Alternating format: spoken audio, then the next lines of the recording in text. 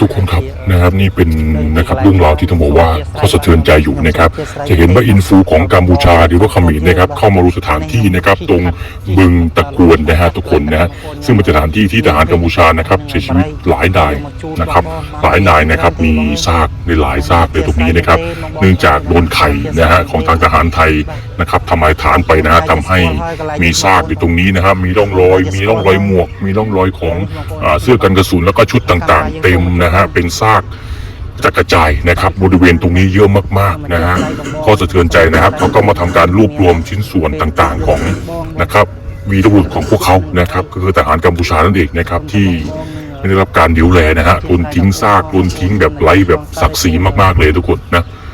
ก็น่าเห็นอกเห็นใจอยู่นะฮะทุกคนก็นั่นแหละให้เขาจำเป็นบทเรียนว่าอย่ามายุ่งกับไทยนะฮะอย่ามาอยากได้แผ่นดินเรานะครับก็จะไม่ต้องเจอแบบนี้นะทุกคนเนาะเจ็ดสไลด์บองพองบ่โอนอัดเมียนไอเต้คนทานบองภาษาปรายหนังเพศเจี๊ยจ้าบองภาษาปรายหนังเพศเจี๊ยจ้า